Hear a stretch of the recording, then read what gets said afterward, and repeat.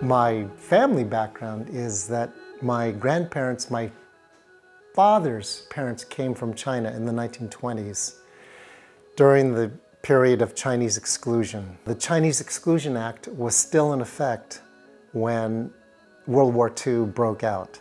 So the approximately 13,000 Chinese Americans who joined the military service joined knowing that there's an exclusion act, the only legal exclusion of any ethnic group in US history, and yet they're going off to war to fight for the United States.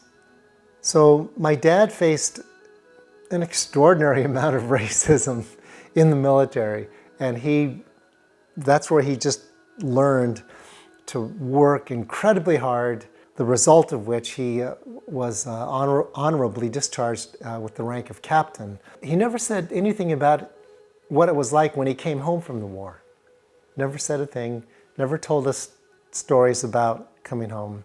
So for a lot of years, I've always wondered, gee, Dad, when you walked in the door to a traditional Chinese family, what happened?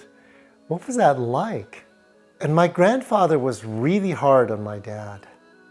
The issue is that my grandfather was a number one son in a pretty large family, and my father was the number one son in his family. So he was expected to be the traditional number one son of a Chinese family while he was trying to become an American, while he was trying to succeed in America. Probably the most poignant thing that I ever witnessed in my dad with respect to his relationship with his own father was after my grandfather passed away. One time, it was probably when my father was my age, like 67, I was over having dinner at his house and he was washing the dishes, and all of a sudden he just stopped and he started weeping. And I went up to him and I just put my arm around him, and all he could say was, "I miss my dad."